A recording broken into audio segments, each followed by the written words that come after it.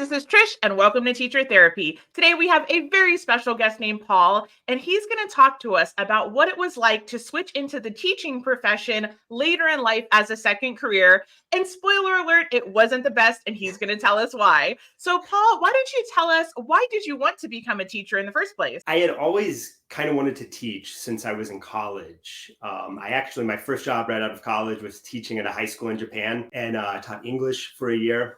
And I always just assumed that would kind of be the career path that I followed. But when I moved home from Japan, I found myself in a position working as an interpreter, and the years just kind of went by, and I established a career in that. And before I knew it, I was, my late 30s, and had never really worked back into the teaching profession, but I'd always kind of wanted to do that. Awesome. So what was your training like? Did you do like a non-traditional route or night classes, or how did that go? Right. Yeah. And this is really one of the, I think, the challenges for anyone who wants to switch into teaching like later in life. I actually got asked to teach Japanese at a local university, and I was doing that, and I was able to take classes for free. Otherwise, I think it's like fairly difficult to get your teacher certification, to make that decision to take on debt or to spend the money to go back to school to get a certification. But I did do what they call an option 6 or alternate route to certification here, and I'm in Kentucky, so in the state of Kentucky. And I was really able to do that because I was working part-time at a local university,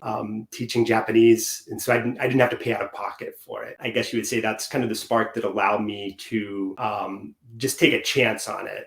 I'd already started teaching at the university. I realized I liked the classroom quite a bit. I thought, I could maybe make a career out of this, switch things up. I've been interpreting in the automotive industry, mainly in manufacturing and factories. And I thought, well, this is kind of my chance. I'm almost 40 years old, so I'm going to just give it a go. And I decided to get certified to teach social studies at the secondary level. So Awesome. So I'm imagining you're thinking, you know what? I got this. I taught in Japan. I taught college. How hard could high school be? What was it like once you actually got in the classroom? What was kind of your biggest shock or moment of revelation that this is not what you thought it was going to be? Right. Yeah. There were several. I think one of the first school I worked at, I actually graduated from that high school. And if you were from my area, you would know the high school has a reputation of being a little bit tough for high school. And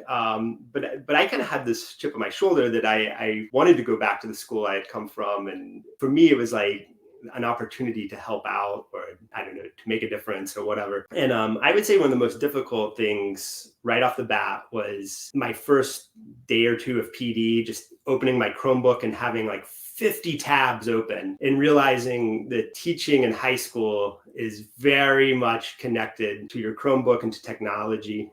That would be maybe the first thing that I realized. This is quite a bit different than the university. And then the second thing was student behavior at the school I was at. I knew it was a challenge going in. Like I wasn't expecting anything less than that. But student behavior was pretty tough. And coming in at 40 years old, I hadn't really been around high school students since my early 20s. So it'd been a while, 15 plus years. And so student behavior is definitely a challenge at the school. I also had just a few other wrinkles. I didn't have a classroom, so I was on a cart. So I traveled around to 5 different classes, I believe. 5 different classes. And I was also teaching a section that was new to the district. It was an economics and geography class that didn't have, there was no like district level, there was very, very minimal district level planning for this course. There wasn't really a curriculum, definitely not any type of like pacing chart or pacing guide or anything like that. Which in hindsight was like really good because it gave me a ton of freedom to just go in and kind of make the class what I wanted to make. And so that was actually somewhat positive. It was a lot of stress because I literally was trying to make everything from scratch, coming in a little bit blind, teaching a new class, and then being on the cart, not having a space of your own. But I remember early on, and one of the PDs, I just made a comment like, as long as I have a whiteboard and some markers or a chalkboard and some chocolates, that's really all I need. I look back, I taught Japanese at the university for 3 years. I never used any technology, hardly at all. Occasionally, like the overhead projector, because it's foreign language, but I mainly made use of the whiteboard and then group activities, speaking activities. But looking back, I had very highly motivated students at the university level. They all wanted to be there. They all enjoyed the class. It was an elective. And so it's quite a bit different than in step into high school, where kids are not exactly thrilled about sophomore economics. Just not really something they're looking forward to. Definitely. So can you walk us through what the misbehavior was like? Because personally, I only taught 4th through 8th grade, and I just think like it would be horrifying to go into a high school. So what was that like specifically in terms of what the kids would do? Right. Yeah. The behavior is pretty bad, but the kids never really fazed me as far as that goes. And I feel like I had a good rapport with the students for the most part. We didn't get a lot done necessarily, but I feel like we had a good rapport. But the first thing was the phones. I come in and every face is in a phone, and I'm like, okay, well, this is interesting. And I didn't have my own classroom, so establishing consistent procedures from day one was somewhat difficult. Every room I went into, every period was very, very different. But ultimately, phone usage, device usage was big. But then just defiance, I'm a nice guy. I say, all right, guys, let's put our phones up, or let's get started.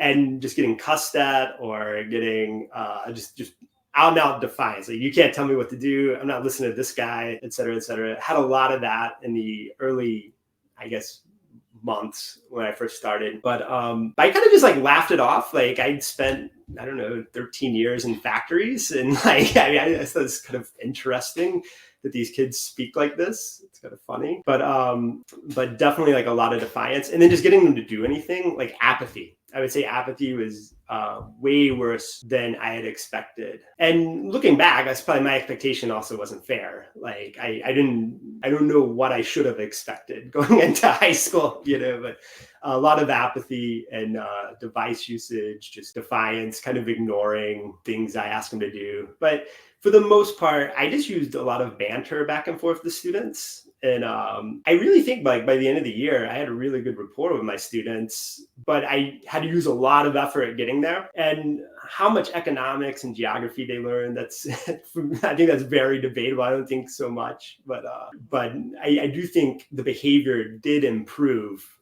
throughout the year. Circumstances were such that I couldn't stay at that school, but I would have stayed at that school. And I think the second year, the third year, I think things would have improved there.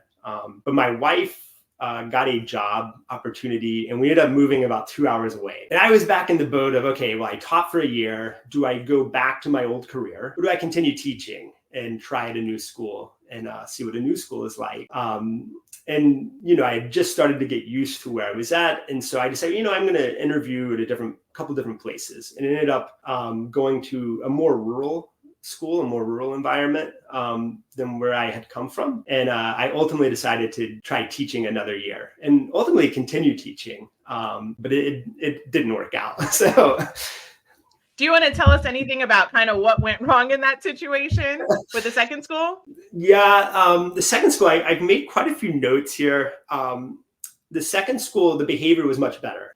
Student behavior was, I had one class period with a few kind of knuckleheads that liked to just see if they could get a rise out of the teacher. But for the most part, my behavior issues were much less at the school. I think they had generally a better way of dealing with behavior. And so in the very beginning, when I came in, I thought, well, this school is very good. They know what they're doing.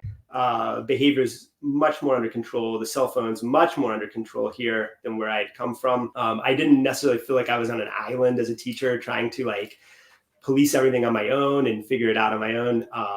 I felt like there were actual systems in place. I could, no issues with the phones. I could take them up and send them down to the office. And I felt like I had a pretty good system. So it wasn't really behavior. What I kind of ran into at this school was there was a lot of push for really hyper standardization of the curriculum. And so basically cookie cutter curriculum. Everyone's going to teach the same lessons on the same days. And you're going to go into your PLC and come up with the exact lessons you're going to do. And it just not very much creativity as a result of that. And I never felt like I had much control or say over my own class and how I was going to teach, the activities I was going to do. I felt like I was constantly running someone else's activities. And I think that's probably a push in education generally, is that, especially in like social studies, I've noticed there's like 2 or 3 people that are like well known on the internet that make social studies content. Like every social studies teacher in America more or less adopts these people's content. And of course, coming from the outside, I never heard of any of this, I had a very different thought about how I would like to approach my class. And the school I arrived at was very much, this is kind of the lessons that we want to do. This is how we want you to do them and when we want you to do them. We don't want you to fall too far behind in doing this lesson, or kind of stick to the plan, and relied heavily on technology. And I'm not anti-technology at all. I love technology. I just don't necessarily think that it's always useful or provides any true benefit in the classroom. There was many times where I think we could have just not used technology. But looking back, there were a lot of, I guess, initiatives by the district level that kind of drove some of that. For example, they had something called OTR, so opportunity to respond. And the general idea was every student in the classroom should have an opportunity to respond every 10 minutes of class. Okay, it sounds great.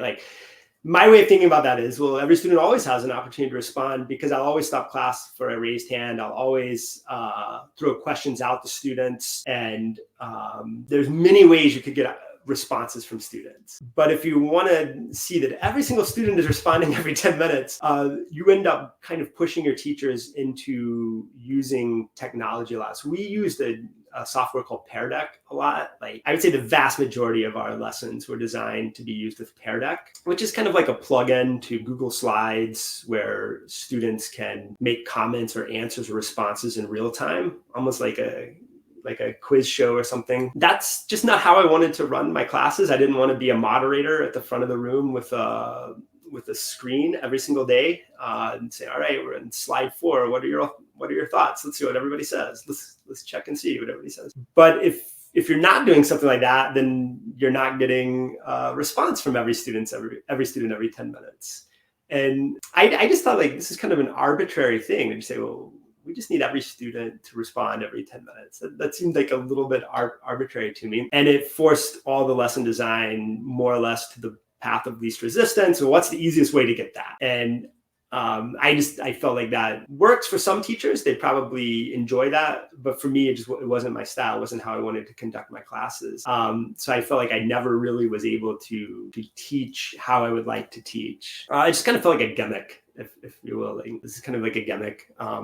It's one of those metrics that the district throws out that we need to see that every student responded. How did you know that every student had an opportunity to respond? It's like, well, they're here, they're breathing. They can pipe up if they want to. They're not little kids, they're 14, 15, 16 years old, and in this school, I was teaching world civ and US history, and I mostly had freshmen, but I did have a junior class.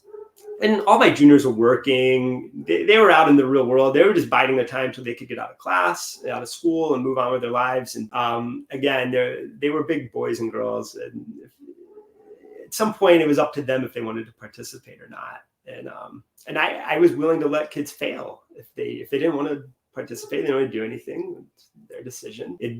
I don't want them to fail, but you can only hold someone's hand for so long. You're just kind of delaying it. In a year or two, they'll be out of high school, and no one's going to hold their hand anymore. And so I just kind of felt that we kind of had some gimmicks like that, like this opportunity to respond. There's also a very data-driven school, and they had us do what they call PDSA cycles, the Plan, Do, Study, Act, or you might know as PDCA. Is very common in the automotive industry. And I just kept thinking, I left manufacturing, I've left production, making car parts. And now I'm in a school and we're using similar tools to manufacture little humans. And I thought, well, this isn't how you should do things. My job isn't to come in and kind of manufacture humans. And so in any case, I felt like there's just way too much emphasis on data. Something I'd often say as a teacher was, you don't always get to know the outcome of your efforts. Like in a lot of jobs, you get to immediately see, was it successful or was it a failure? But that's not the nature of teaching, because you're impacting young people's lives. That impact may not show up for 10 years down the road. And I use myself as an example. I was not a bad student or anything like that, but I was constantly in trouble in my Spanish class. And I was always just off task.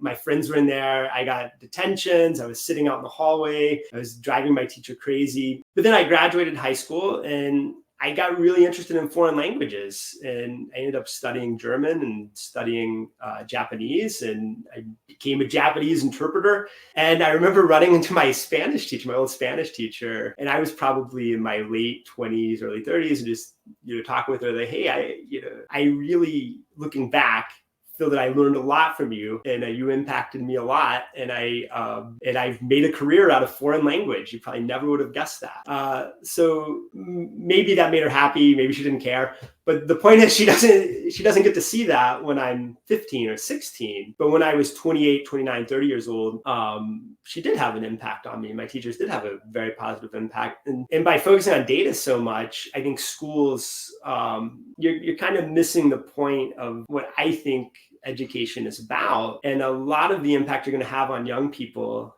you're not going to see at state testing in April or May or whatever. It's coming years down the road, the impact that you have on young people. So I felt like we were just way too focused on the immediate result of, we've got to raise this reading score for our SPED students by 5%. Or who cares?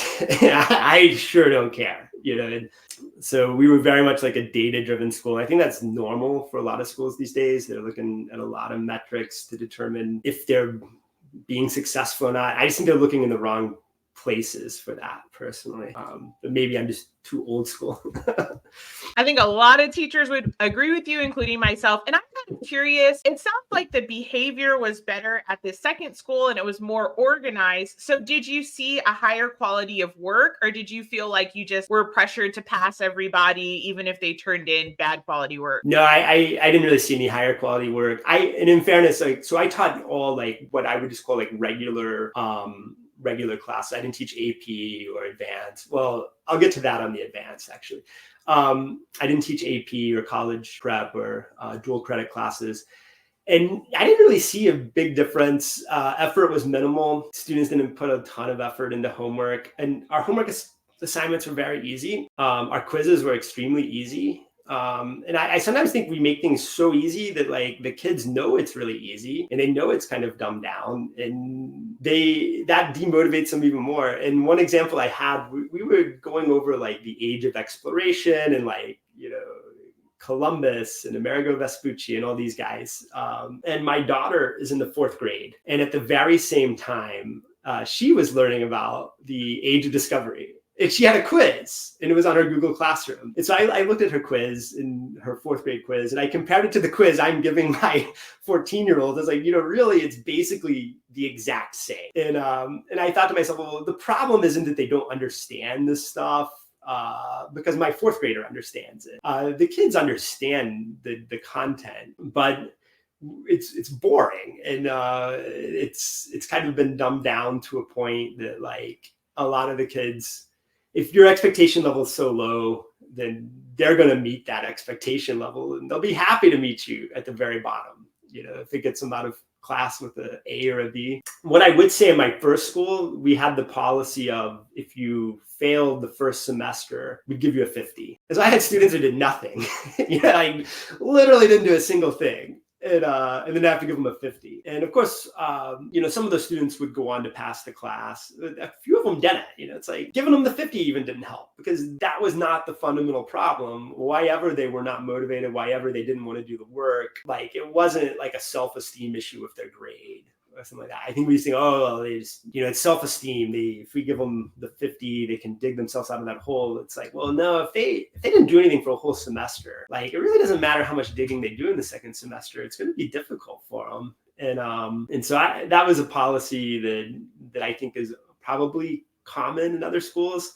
In my second school, we didn't have that policy that I'm aware of. I didn't really feel pressure to just pass people per se, but here's where I think you could see some pressure was at our weekly like PLC meetings. And we would look back at like data from students' quiz grades or test grades. And if you're teaching the exact same curriculum as everyone else, and the number of students that you're teaching that have an acceptable grade by whatever standard is considerably lower than the other teachers, well, that starts to put some fear in you that, hey, maybe I'm doing something wrong here. Maybe I'm messing up. My method of teaching is not very good. And all these other teachers are getting A's and B's. And I'm over here, I've got everyone basically hovering around a C. It must be me. And that puts some pressure on you to really want to force those grades up. And I kind of resisted that. It's like, I taught it. They could have passed. They could have made an A without me teaching it if they just read into the assignment, because nothing we were asking them to do was difficult. It was very, very easy. So I kind of resisted that, but I won't lie. Like I did feel some pressure that like, oh, my grades are consistently lower than everyone else's, or I taught 2 SPED sections, and my SPED sections, they're a little bit lower. I know they're looking at this. I need to do something about that, and puts a lot of pressure on me as a teacher. Then I look back and like, well, they were goofing off and not paying attention, or they weren't doing their homework or whatever. But so I did feel some pressure, but I couldn't say it's from the school. It's more like put on by myself or by the nature of how we analyze data. But there was definitely some of that. The second school really, if the best way I could sum it up is, it's like they had received like the catalog of all the best teaching practices and all the latest gimmicks, like all of them. And instead of just choosing like one, let's just do this one gimmick and let's see if it works. It's like they kind of just decided, let's just do them all. Let's just do them all simultaneously. And there was so many like new things going on in the school. And it took me a while to pick up on it, but like the more experienced teachers, I could tell also there were new things for them. And it's like, oh, it's another year. It's another new thing. It's another gimmick. And so for example, we did something called partner pair teaching, which this was a train wreck from the beginning, in my opinion. But this is where 2 teachers teach together. So you're paired up with another teacher in your department, and you teach 2 days a week and they teach 2 days a week, and you teach together 1 day a week. And it's very harmonious and sounds as good as it is. And, but it's like anything. It's like, I was a supervisor for 7 years and I had subordinates, and I kind of understand that like when you want to get things done, you have to be very clear in how you delegate the task and where those responsibilities lie. Like ultimately, who is responsible for completing X, Y, and Z is very important. And when you put 2 teachers together and just say, all right, you guys teach together. Okay, well, who's doing the grade book? Who's responsible, for planning this lesson or that lesson? Or what happens if one teacher's sick for a week? Or, so there's a lot of where it was just, you guys just work it out together. What if you just don't get along with the person? No, I got along pretty well with the person I work with. I'm pretty laid back, and there's very few people I'm just like not going to get along with. But the teacher I worked with on the first day of class, like introduced himself as the main teacher, and I was like I forget how he worded it. I was like the assistant teacher. This is Mr. Collins, the assistant. Well, okay, I understand human nature well enough not to get too riled up on these things. Not a big deal. But then that kind of puts me in a situation here where, yeah, I accept I'm the less experienced teacher. This teacher had 20 plus years experience. No problem. No problem. I'm not here to compete with anyone. I didn't become a teacher to compete with other teachers. It's the last thing on my mind. But it kind of puts me in the situation of, he's just the assistant. And it really ended up the way that course ran. It was also a SPED section, so we had a SPED teacher, and a very nice lady. And her idea was, I plan on teaching as much as the content teacher. Okay, I'm okay with that. You have to prep and be ready for it. You have to do the readings and so forth. But now we have 3 teachers in a classroom. It's like, when is it enough? Like, do you really need 3 teachers? We had 19, 20 students, 3 teachers, and it was just chaos. The days we teach together, it's like, well, we don't have a routine of how are we going to do this? Like, it was like a stand-up comedy show almost. It's like, one teacher would start and the next teacher would pick up where they left off. And I just look at the poor kids and you could just see their eyes. Like, first period is like, just put a movie on, I don't know, it's like, teach us about the Romans or something. Yeah, we don't care. Just all 3 of you shut up, And so it was like these type of experiments like that are going on. We're trying to balance that. Well, why are we doing that? And this is where I didn't understand the background coming in. Well, the reason we were doing that is because too much planning time had been taken up with meetings and PLC meetings. And I assume some teachers had, voiced some concerns, probably well-justified concern about, I don't have enough planning. And so in order to get more planning back, you got one of these sections where you taught with another teacher so that you were able to claw back a planning. Well, that's just, you're not getting to the root of the problem. The root of the problem is you're using all your planning time doing PLCs. And you might say, well, that is when you should do your planning. Well, not everyone, that doesn't work for everyone. I don't think it doesn't work for me. That's not where I'm going to be creative and think of things as in a PLC meeting with all my coworkers. Most of my planning is going to come at home when I'm reading, thinking about the direction I want to take the class or the specific activity I want to do. Of course, I'm going to share that with my coworkers, and I'm sure they're going to share with me. But by having such a rigid PLC structure, well, we lost our planning period. So now we have to be forced into this really awkward partner pair teaching to try to get the planning back. So those were a couple of the gimmicks they were into. They also had started this thing, they called it JAG time. And it's like a 30-minute like recitation class or a 30-minute period of time. Like most schools have these, right? Where we had it at my first school as well, but I had like my own class. And in JAG time, the students have this really kind of complicated system that costs probably hundreds of thousands, $1 million, where they can sign up for the classes they want to take during their little 30-minute window. And you're supposed to use that for test retakes. When kids bomb a test, you can force them to come into your JAG time to study or relearn the material. You can also use it for electives and fun things. Like I taught like Japanese calligraphy, for example, or I taught some Japanese classes, which that was nice. The problem was that there was no real structure to it. You make 5 class periods each week. You turn those in by Tuesday or Wednesday of the previous week. And then the students on Thursday would log in and choose which classes they're taking that following week. And it's just another wrinkle where you didn't know which kids you were going to get. There's zero continuity. And it's really difficult to use that 30 minutes effectively unless there's this very specific thing you're trying to, I guess, teach the kids or go over a particular thing on a test or something.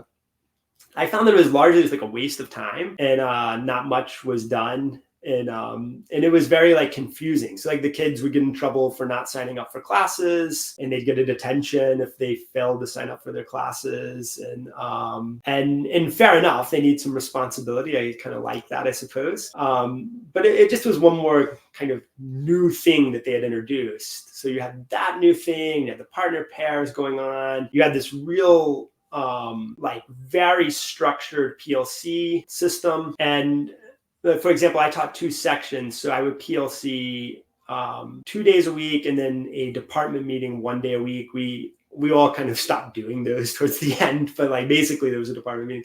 So out of my 5 planning periods, I'd get 2 that I actually get to sit and think about how I want to plan my actual lessons or to grade or anything like that. So I felt like they didn't use your time wisely. They didn't respect your time. They had certain things they wanted to see that you were doing in your PLC. Again, we would do a PDCA cycle in the PLC. Here's our plan. Let's execute the plan. Let's then study the results and act on that and then make a new plan. And it turns teachers into like data analysts and they're just not equipped to do it. I mean, I like math. I like data, like everyone else in the modern world. But we don't go into the classroom because we want to just analyze data all day long. I don't know a single teacher that just woke up and said, I want to go analyze a bunch of educational data today. I just want to go see if Johnny has improved by 4% in his reading ability. I don't know anybody that thinks like that. And especially like speaking to people who are considering like making a mid-career change to teaching, that's the last thing you're thinking about doing. That is the last thing you're thinking about doing when you're 40 years old. Like I didn't want to go work with high school students because I wanted to analyze academic educational data. I wanted to have an impact on their lives. And if they learn the content, great. I'm going to do my best to teach it. I'm not there to be their best friend or anything like that. But I feel like I had some experiences I could share with students, and I could have an impact on their lives. And that's why you want to do it, right? And when you get there and you realize that all you're doing is all of this like really nonsensical, just completely unnecessary tasks that don't help the kids one bit. I just found myself thinking like, what am I doing here? I thought, what am I doing here? I think by October, I was already like, I don't know about this. Absolutely. You brought back so many memories. I can feel like the stress and tension in my body as you're describing. And it's like PTSD flashbacks. Yes. It's just so ironic too, because for all of the data and all of the initiatives and all of the professional developments and all of the forced conversations, like you said, the standards have dropped so low for students. And at the end of the day, I love that you mentioned the pressure you felt when you're in a group of teachers and they're all having A's. I'm going to be perfectly honest with the audience. I know a lot of teachers cheated and made up data and scores. Yes. And we were encouraged to do that because at the end of the day, the principal, all he cares about or she is seeing those high scores. And they can basically tell that to the superintendent. And the superintendent doesn't care because he wants to be able to stand up at the district meeting and say, look at all of this measurable progress. So it's like the emperor's new clothes where we're just all pretending and the kids are getting dumber and dumber. I hate to say that, but it's just not working out for anybody. I think it's true. I think it's justified to say that. And it's not their fault. Like I had a great rapport with my students. In fact, my email is not disabled yet. It's like a little secret here. My school email, and some of my students realize this, and they've been flooding my email with emails. Mr. Collins, where are you? Where are you? And so in this school, they actually let me go, and I didn't even ask them why they let me go. I did not care at all because I had already been interviewing and had been kind of thinking, I'm out of here. I had talked it over with my wife and I didn't have a clear path forward. So I thought, well, maybe I should go back another year and maybe I should go back and give it another try. But I knew that I was never going to fit in the system. Just never going to fit in. And I don't know if you've ever seen like that Robin Williams movie, Patch Adams. And he's like an older, he goes into medical school at an older age, and he's just like a real character. He's constantly like getting in trouble at the medical school and at the hospital. He's a real cut up. He's kind of a clown and having fun. And that's kind of I think what the school should have expected, I suppose, getting me, is that I'm not coming in to be a 23-year-old straight out of school. This is I'm going to do this because the Hattie effect size is the largest. No. I'm throwing that out the window. That's not even going to get started. If you take a chance on me coming in at 40 or 41 years old to your school, you're doing so because you think that there's something I can, some experience, some way I can impact the students' lives. And so I like to have a lot of fun, and I'm a bit of a nonconformist. Not exactly a contrarian. I basically went along with everything. I didn't really push back. I wasn't vocal. But that is an interesting thing. I got asked to be on this like teacher leadership council. And I knew that was like a little bit of a red flag right at the beginning. Because like, well, why are you asking me to do this? I don't know anything about your county. I'm from 2 hours away. I've never been to your school except for my interview. And I only have 1 year experience teaching. Like, why would you ask me to be on this leadership council. And the thought I had was, I assume nobody else wants to do it. And, I've got 2 kids, I'm married. I got a lot of responsibilities outside of work, and it was a lot of extra time. But I went to the meetings, and I basically found it to be this like really pointless activity. I'm not even sure what the purpose of it was, but I think a lot of the new things they wanted to roll out to the school, they would run these past this teacher leadership council or whatever. And each school in the district had one teacher for each PLC group. They did this, so you had to be a PLC lead. So now I found myself as the US history PLC lead. And it's like, I don't even believe in PLCs. It's kind of like I'm a Buddhist and you're asking me to be a Catholic priest and like act like I mean it. And I'm sitting here like, the way I wanted to run the PLC was like this. Everybody come in. All right. You guys all have a combined 30 years of experience, 40 years experience more than me. You know how to teach US history. It hasn't changed. Here's our units. We already have our units. Do what you think's effective and share any good things and tell us if we'll share some information with each other and let's call it a day. And that's how I would prefer to run a PLC. I'm not a fan of them. And the first school I was at, that was one of the really nice things. We were PLCing. I had one PLC partner, and our PLCs ran kind of like that. That teacher I didn't have a room, so I hung out in the library on my planning period. I was always in the school library reading books. I never saw other kids come in and read books ever the entire year. But the other teacher would come in and say, all right, are we PLCing this week? And I said, yeah, what are you doing? He's like, well, I'm going to do this, that. And I said, that sounds good. I'm going to do this, that, and that. All right, what about common assessment? All right, well, I'll write some questions. You write some questions. We'll compare them and we'll go from there. We didn't have true common assessment at my first school. Let's say we had a 30 question test. We might have 5 common assessment items, or we might have an open response to this common assessment, or something like that. My second school, everything was common assessment. And so you had to make the test together. Well, and that's fine. But the emphasis that you put on a certain thing in history might be very different than what another teacher teaches on that same topic. I'll give you an example, like teaching World War II. Well, I lived in Japan for a long time, and I've been all over. I lived in Okinawa. I lived in mainland Japan. I've been to a bunch of World War II battlefields. My wife is Japanese. Her grandfather fought in the Imperial Army of Japan, and so there's like a very personal connection to this that I'm going to like bring into any lesson. I've been to Hiroshima many times, and I want to bring that into my lessons probably more than some of the other teachers are going to do. But they're going to have something very similar and something that they're more knowledgeable about, or that they're more personally connected to, that they can really connect with the students on. But when you do everything through common assessment,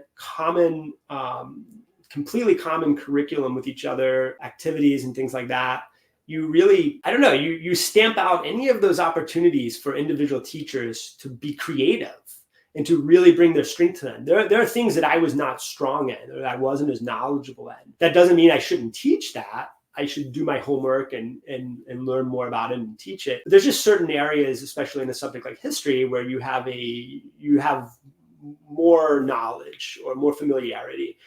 And by really hyper standardizing everything, well, you force teachers. What I think happens is you get rid of all risk taking altogether, because nobody wants to be the person at PLC to propose a dumb activity. And like, there's a few that I proposed, and people are just like crickets. Like, and my thought was like, that's fine. It was probably a dumb idea. Like I got along really well with all my fellow teachers. I really liked them. But we had different things we want to focus on.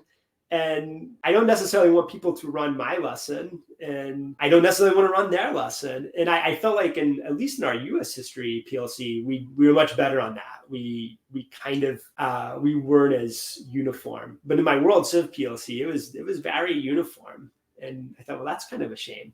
I remember like we taught about like ancient Japan and medieval Japan, and I struggled to like get a word in my partner para teaching class, because it didn't really fall on the day that I was teaching, if that makes sense. And so I don't know, it was very curious arrangement, but I found myself being a teacher leader and a PLC lead. And my first year at the school, I just felt like there was all these gimmicks. I remember we had to go to a district meeting, and they were teaching us about like the Toyota production system. Okay, well, I come from Japanese automotive manufacturing, and like I'm just like, no, we don't want to do any Toyota production system stuff in public education. That's not the goal of public education. It's the goal of education. These ideas of, you probably hear the buzzwords like continuous improvement or things like that. And all this comes out of the automotive industry. And to a certain extent, I guess public education has kind of become, it's a factory in itself. And when I realized that, I said, well, public education is not really that different than when I was working at a factory. When I was at the factory, I got longer lunch break. I could go to the bathroom when I wanted to. I got paid more. I got treated with respect. Teachers, I think, get treated like children. I don't understand that. And you have to do all these silly things at your PD where you actually stand up and do the activities. Like, I don't want to do the activity. I'm 41 years old. Like, I don't want to walk around the room and do a Kagan strategy. Okay. Like, so when I realized that, I'm basically working in a factory, but I'm manufacturing kids. I don't really like that, and so I started kind of looking for different things I could do. I didn't really consider changing schools. I applied to like one private school, and then I kind of started realizing, I think I'm going to end up back in manufacturing again. I think that's probably where I need to be, but it just wasn't what I thought it would be, I suppose. Is one way to put that. That makes a lot of sense. And I totally felt the exact same way with teaching. And I kept thinking to myself, like, all of education can't be this way. So I ended up trying 5 different buildings and all of these different grade levels. And it dawned on me eventually that this is education. And I think it's interesting too, how you had different problems in different buildings. So maybe one building, maybe they're letting you have freedom and that's great. But then maybe the kids are really, behaving terribly and on their phones and there's no discipline. And then maybe you switch to another building and the kids are okay,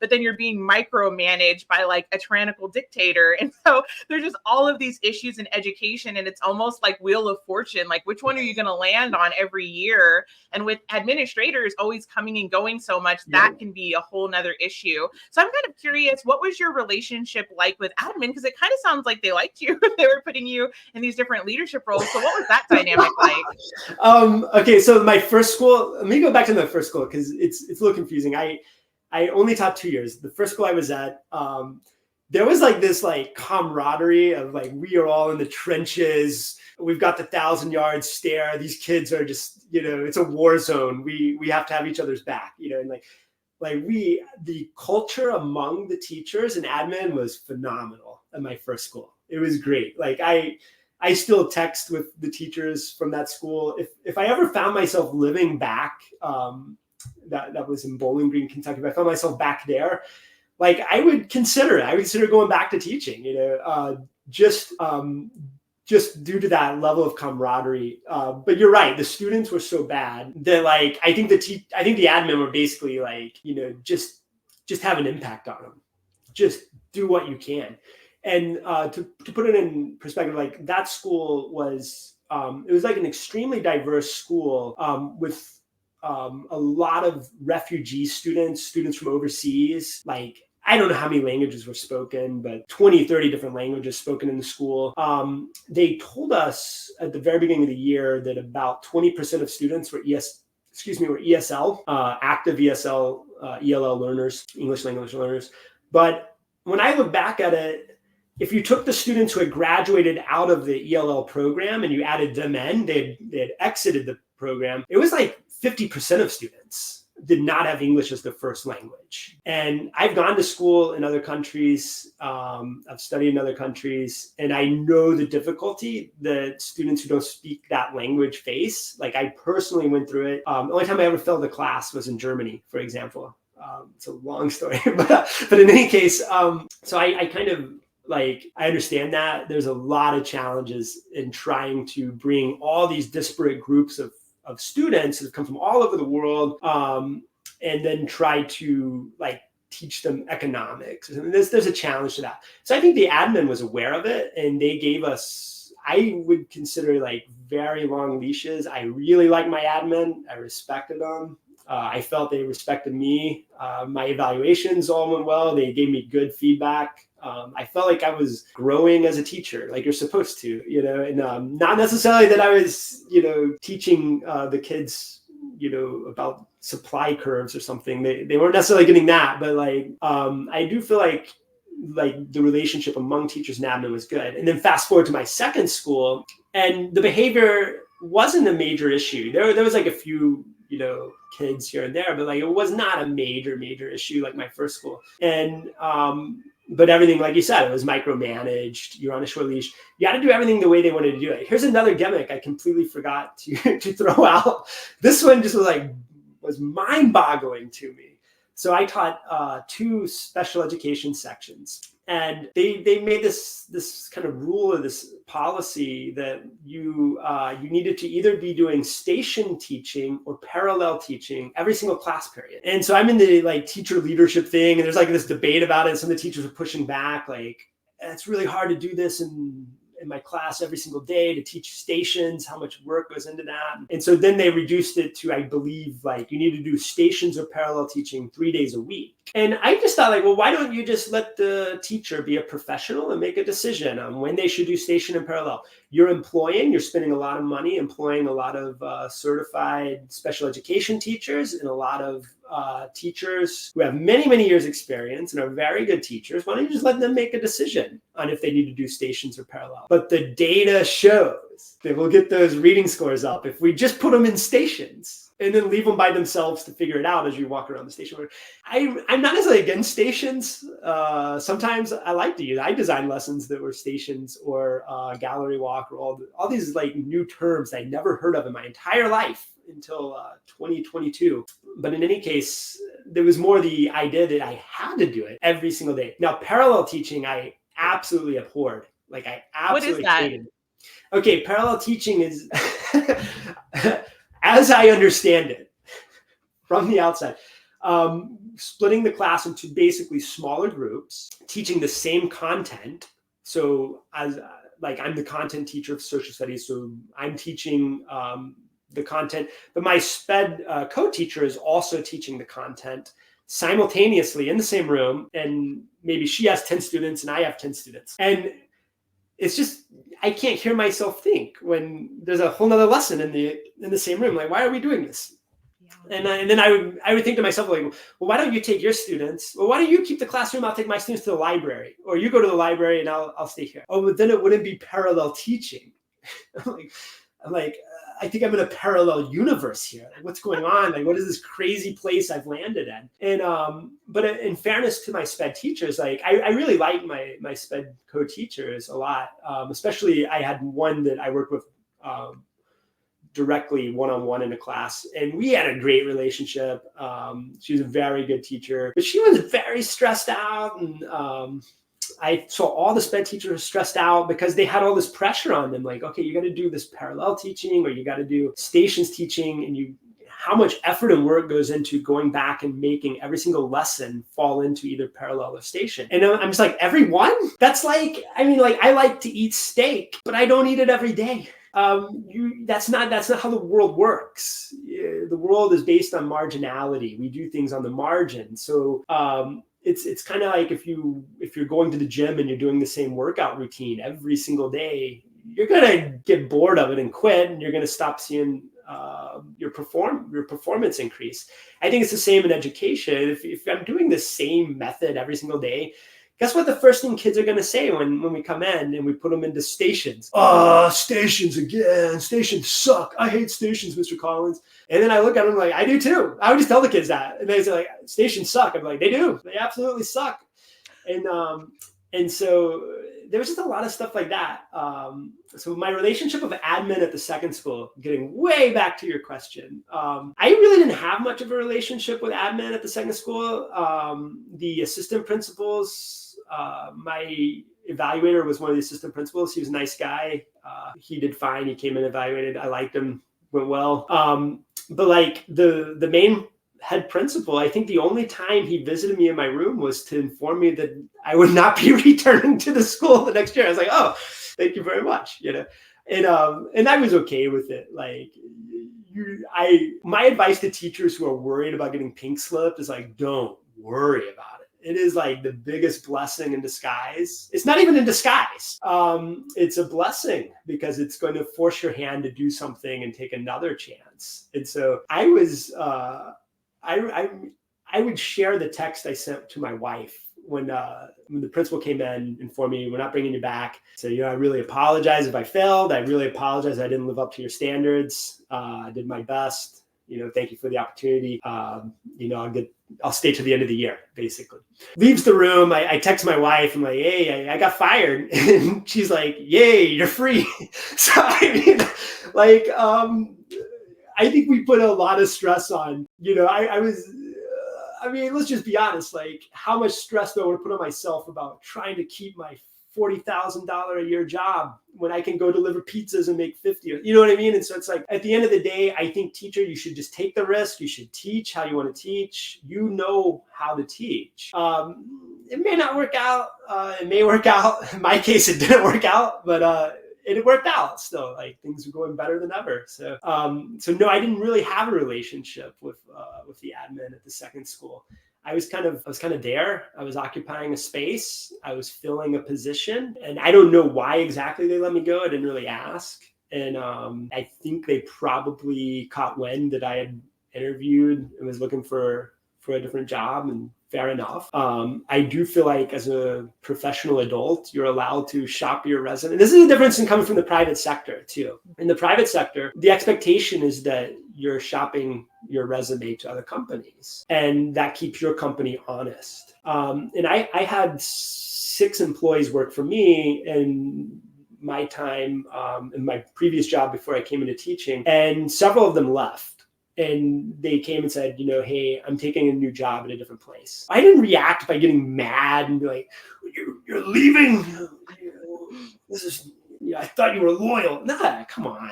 That's ridiculous. What I did, I remember particularly there was one guy, I really wanted to keep him. And I said, hey, is there anything I can do? Like, is there anything I can do to convince you not to leave? I'll do a talk. I'll go to HR. We'll try to get you a raise. What is it? What is it that would keep you here? And you don't take it personally. I feel like at the school, like if you were looking for another job, it was maybe taken a little personally that you weren't dependable. You weren't necessarily going to be next year. Well, that's just the world. Deal with it, and so I think that's probably part of the reason why they didn't want me to come back. But no, I didn't really have a great relationship with admin, and I didn't have a negative relationship. I just didn't really have a relationship with them, and they were very focused on all these different metrics and data and all the initiatives and policies. And I was just kind of fundamentally opposed to all of them. So I basically just kind of kept my mouth shut. And I remember talking about this with other people outside of the school, family members and stuff. And I said, look, I'm not going to change the culture of the school. Like they have the school the way they want it. I'm not going to change that. I'm just one person. I can only impact my classroom. My hope was that I could just kind of shut my door, teach my classes, have an impact on my students, build those relationships, and really be the teacher that I had experienced when I was in high school. I had excellent teachers. I don't really remember too much like admin. You remember individual teachers. And I remember my World Civ teacher in high school, Mr. Wyatt, Carrie Wyatt, excellent teacher. He sat on his desk every day and just talked to the class. That was it. And then we had a textbook, and if we wanted to read some, we'd read when we went home, and he'd give us some homework occasionally. But a very Socratic method is how he would deliver his class. And it worked. For me, at least, it worked. I never saw him turn on a computer. I never saw him even write on the board. And then I come into a school and I'm expected to, like, if I'm not doing Pear Deck and 5 days a week with stations and parallel teaching, then somehow I'm not a teacher. That just, that to me, I was like, that's not what I want to do with my life. As simple as it is. Like, I don't want to do this. And so I had already decided that I basically did not want to come back anyways. And the decision to let me go just pushed me out the door, and it's kind of like pushing the bird out of the nest, So Yeah. I'm curious about how the other teachers felt. Did they secretly complain to each other about how stupid everything was? Or do you feel like they were like brainwashed and had Stockholm syndrome? Oh my gosh, I'm probably get some people in trouble here because they all still work there. Yeah, no, I think that some people were true believers. It's kind of like the communist who's in, the gulag, and they're walking up to the wall to be executed, and they still believe like, well, I deserve it. I just wasn't a good enough communist. There probably were some like true believers, just if it's failing, I'm the failure. There's some Stockholm syndrome. There's probably some of that. I would say by and large, at the end of the day, and I'll speak generally of all teachers, what I kind of noticed is at the end of the day, teaching is a job. And a lot of people just want a job so they can have the life they want to live. They want to go to the lake on the weekend, or, go to a football game or something. And so there is kind of a tendency to not rock the boat if it's going to upset your economic apple cart. But mine was already upset when I took the teaching job. I lost, my income to take the job. And so what was I going to do? Lose even more income? Like, I had nothing to lose, basically. And so I do think a lot of teachers chafed under this, especially the parallel and station teaching. A lot of our SPED teachers, I don't necessarily know what their actual opinions on it were, so much as just I could see the stress it caused them. And they lived in a lot of stress. And so, yeah, I think a lot of teachers probably grumbled about this. Like, this is stupid. Why are we doing this every class? Stations every class. And I don't know what the turnover rate at the school is, but in the private sector, you look at your turnover rate. If you're the manager or the supervisor and everybody's quitting underneath you, well, there's usually an easy inference that can be drawn. But I don't know what the turnover rate of the school is. You have the issue of like tenured versus non-tenured, as well. And then you had a lot of young teachers. I had to go to the new to the district, like whatever. They had like a new to the district training. They went like the entire year. The irony of that is my first school was at a different school district. So I did a year-long new to the district activity, and just complete waste of time. And then I come to because I changed districts, I had to go to the new district's new to the district activity. And what I noticed, there were maybe 2 or 3 of us that would be what I call like non-traditional teachers. We were like older. I'm, my 40s. There was some that had clearly come from like previous career, things like that. But the vast majority were straight out of college. And no, I'm not knocking them all. Very nice people. But when you come straight out of school and you step into your first job, you feel this like immense pressure. You don't know what you're doing, and you don't want to get fired, and you want to perform. You want to meet the expectations that are given to you. And what ends up happening if you're a young teacher, you think that if I meet the expectations that the school is giving me and I do all the things that they tell me to do, that makes me a good teacher. It's like, no, that just kind of makes you're safe. You're not going to lose your job, basically. So I think a lot of the young teachers are, I would say, like, I think they're more on board with a lot of the stuff because they don't know any better. But for me, I kind of looked at it, and in my experience, like overseas, was I would look at some of the stuff and be like, I don't think we understand how far behind we are in a lot of our education. Yeah. And we're doing all these like gimmicks, and I was like, they don't do this in Japan. They don't do this in Japan. They don't do this in Germany. All these little like gimmicks, and so like for me, I kind of, from the very beginning, I thought, this is BS. A lot of this is BS. Whereas I think a lot of your younger, newer teachers, they haven't experienced it yet. So maybe they don't realize. Your more experienced teachers, I think more of them would chafe under it, but it's the career path they've chosen. And one thing I've noticed with teachers, generally, I talk to a lot of teachers, I think a lot of teachers almost feel trapped in the teaching profession. And just like I changed my profession for 2 years in the middle of my career, it didn't end my life. I'm now back working in a automotive manufacturer again, and I have similar job to what I had before. But I think a lot of teachers sometimes feel trapped permanently in teaching. And it might be because they have 15 years into their pension, or it might be that they feel that that's the only skill or qualification they have. And like what I would tell teachers would be like, no, most teachers could walk into a private business and you could find yourself working in an office environment and you would be very good at it. And I'll give an example. What I'm doing in my career now, I'm working on night shift, which is kind of new, but we're training American machine operators. Our Japanese staff is training American machine operators. And so this like training and development aspect of a corporation, a teacher could really step into that almost seamlessly. They have the ability to stand and speak. They can communicate well. There's a lot of skills that teachers have that would translate very well into the private sector. But I think a lot of them are, maybe they don't know their options or they're afraid of the unknown. And they've got 15 years of pension built up. And at some point, I think maybe a lot of teachers kind of feel stuck. And so whether they agree with the parallel or station teaching, they don't necessarily want to rock the boat too much because that's the career they've chosen, and maybe they feel there's not another alternative for them. I would say, yeah, just take a risk, push back a bit, and what's the worst that's going to happen? Especially if you're tenured. I mean, come on, I was untenured, complete outsider in this new school district. Don't know anybody. Have zero connections. I'm not even sure anybody knew my last name.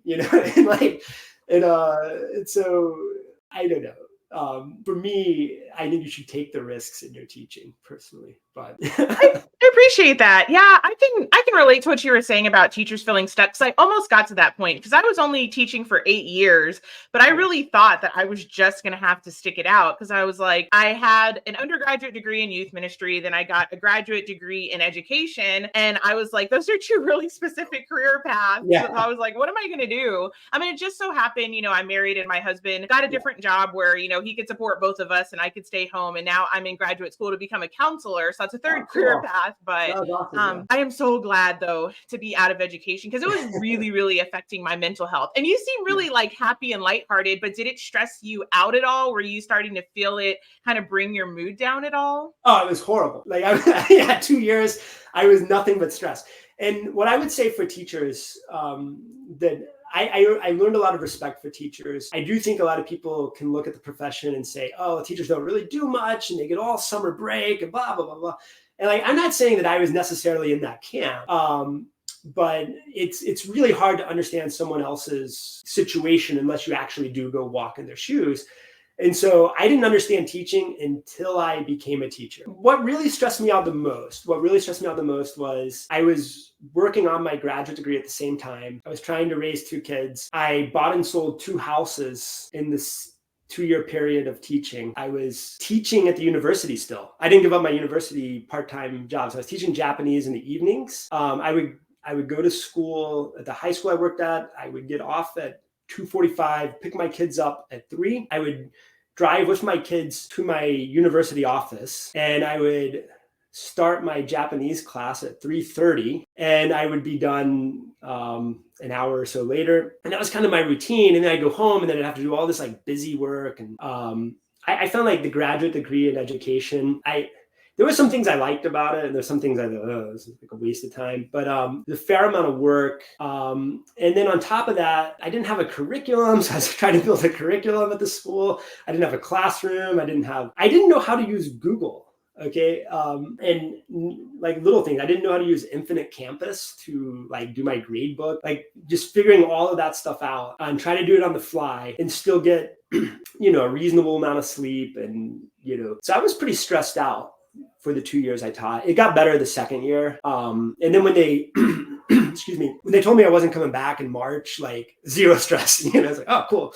We're going to do what I want to do in class from now to the end of the year. And that's basically what I did. And, but yeah, I was very stressed. And I realized that teaching is a job that never ends. And when I was working as an interpreter, I was technically on call all the time. Like I had a company phone, and if it happened sometimes that a Japanese guy would have an emergency and need me. But for the most part, I went home to my wife and kids and ate dinner and I watched some TV and went to bed, and it's pretty normal life. And teaching, it feels like you never turn teaching off. You just never turn it off. There's always another thing to do. There's always another, something to grade. There's something to plan. There's some, activity or thing you have to do for the district. It is never ending. And, and so I definitely felt stress, and it was a little better at the second school, mainly because the curriculum was so hyper standardized. I didn't have much responsibility to prepare anything, but yeah,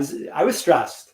So I was just telling my wife like the other day, I was like, everything in my life is perfect right now. Like things are just great. I love it. I'm working night shift in a factory and my life is perfect. And that's what I realized, that, teaching something needs to be done in education. I just don't see young people going into the career field and staying 30 years. I just have a hard time seeing that these days. It wasn't worth the stress for me. And then on top of that, you get your paycheck, and it's, teachers complaining about pay. Like, I get it. So starting teacher salary is no problem when you're 23 or 24. And coming in at 40 years old, what I realized in this inflexible system of like a bureaucratic inflexible system is, well, I just start at the bottom.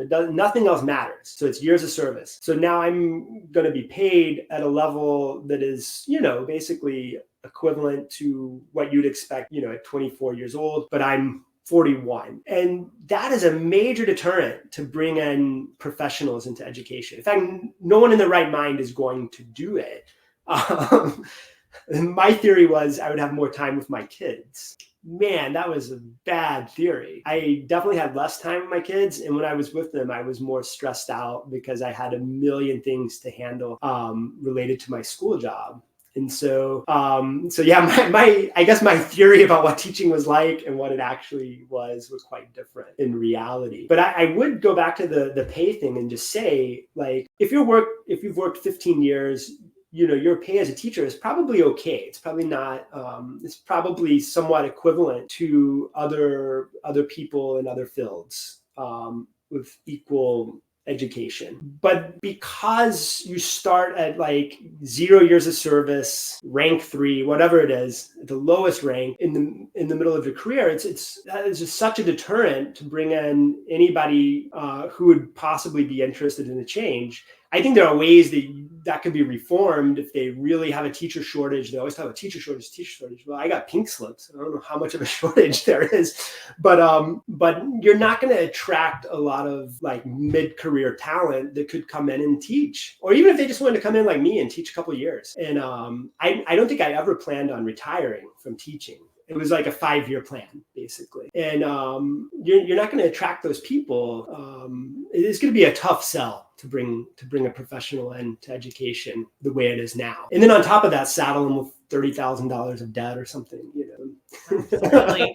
So I'm kind of curious if you could just have a sit down with like the superintendents of America, the people that are running the school districts, the administrators. What would you tell them about what is wrong according to what you saw?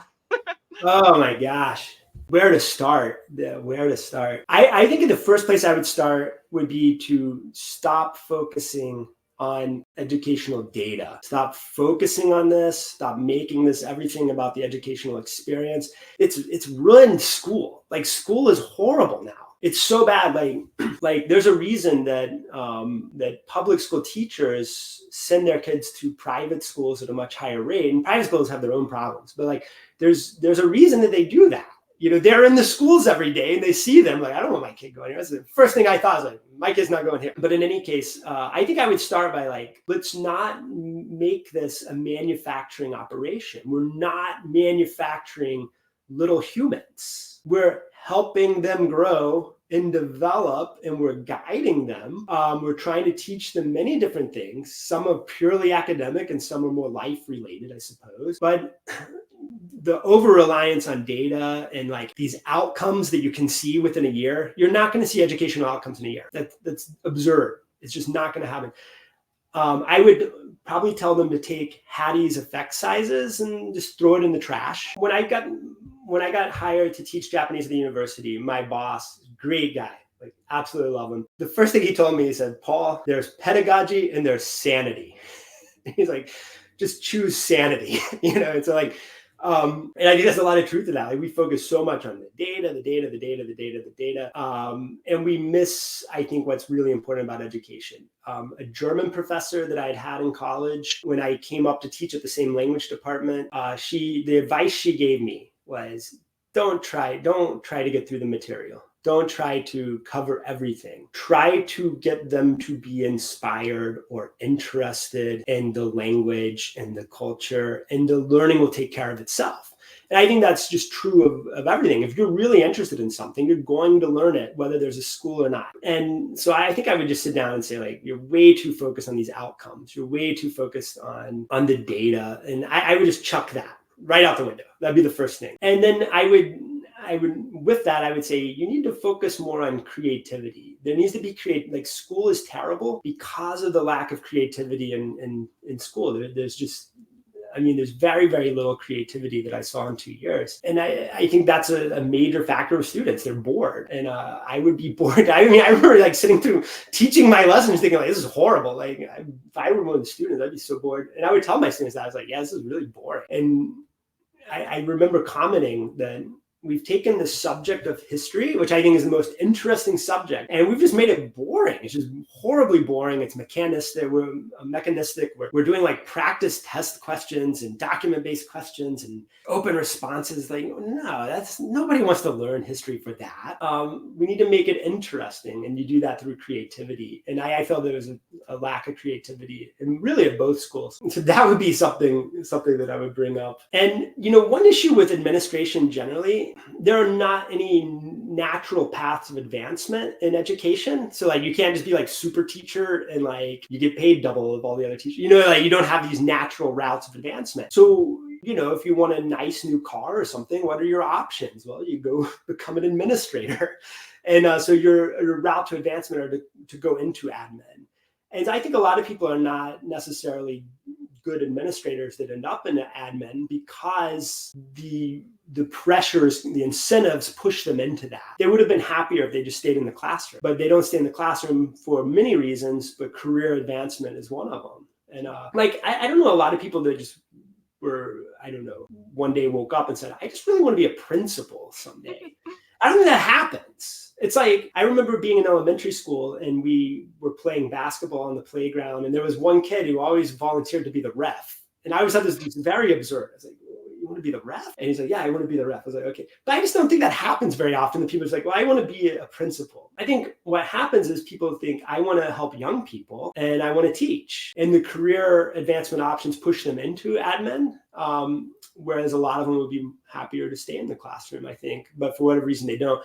So I would advise admin or superintendents to figure out, well, how do you keep good teachers in the classroom? Like, what is it that would keep them in the classroom? And I understand that, like, there are a lot of legal issues and you have laws and there's places where admin and superintendents have their hands tied. But within these very bureaucratic systems, it's the personal element that makes them bearable. And so if you don't have that personal element that kind of, can smooth things out, then it just becomes just very legalistic and bureaucratic, and it's kind of like torture for people. So I don't know. I don't know how you fix education. I thought about it a lot. I don't think I have a great answer on it, but try to find a way to keep good teachers in the classroom, I suppose.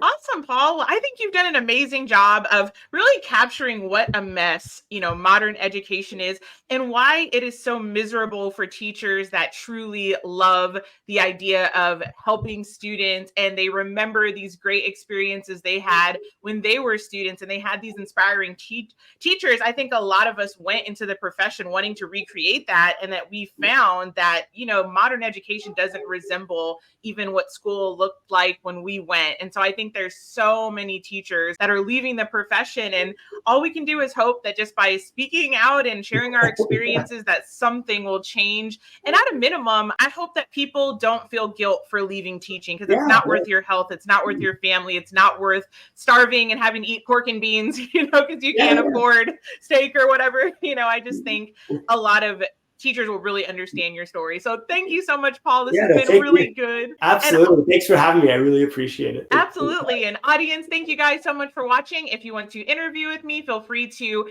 email me at teachertherapytrish@gmail.com. Please like and subscribe, and we'll see you guys next time. Bye for now, everybody.